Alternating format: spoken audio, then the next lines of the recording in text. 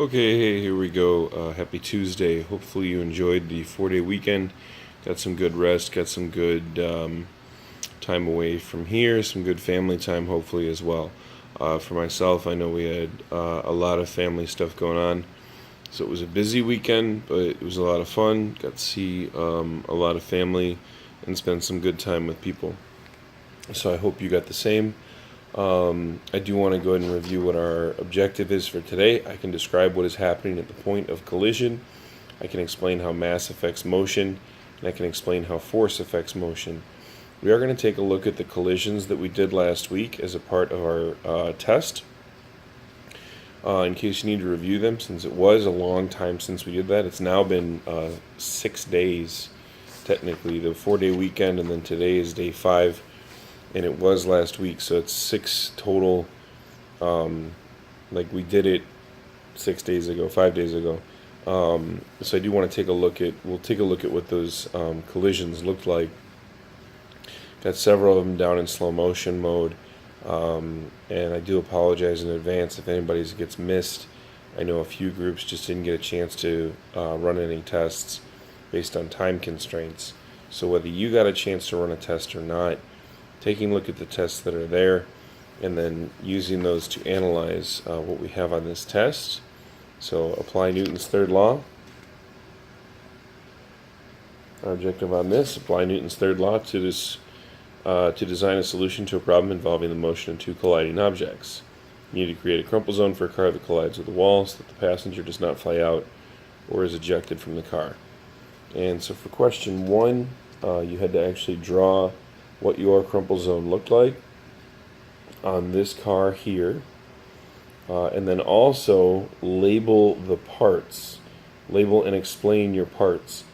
So the drawing is worth 1 point, label and explain is worth 1 point. A lot of people haven't labeled or explained, and so I've been highlighting where it says label/explain for people that missed that part. Question number 2, you're doing a top view.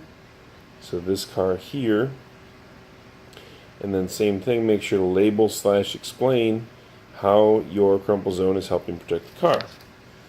Question number 3 says, after testing the design, explain one way you would change it and why. Everybody should have some possible change they would do. Even if you were happy with your design, there's always ways to improve things. So how would you actually change it, and why would you make that change? Question 4 says that the car crashes into a wall. Draw in the arrows, plural, for the force, action force and reaction force that occur during a collision. Remember, both objects exert a force. So you should have 2 arrows on this picture here. 2 arrows on this picture here showing action force and reaction force. So obviously then you want to explain on that as well. Question 5 is the biggie, 6 points. Explain how your crumple zone will help keep the passengers in the car safe. Include the following: how the force of the car pushing compares to the force of the wall pushing back, how the time of the collision changes, and how the forces will be felt by the passengers. So for this one, you're actually a little bit considering Newton's second law. Force is mass times acceleration. Acceleration, of course, is the change in speed over time, or change in velocity over time, I should say. So you're considering a lot for this particular question, and that's why it's worth so many points.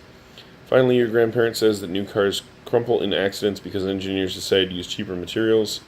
Would you agree or disagree with him, and explain why?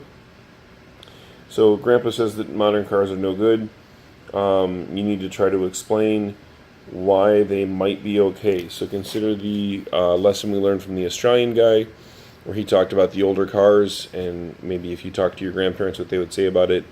And he talked about the crumple zones in newer cars and why they're designed that way. So that is how you answer the questions on this test. Today is the day that we're going to try to finish up those questions, get everything turned in. I realized they were collected on Thursday, our last day in class, but then, like I said, putting some highlights in, trying to make sure everything is in order so you know what you want to still be looking at to get maximum points today, because this is a summative grade, 70% of your grade.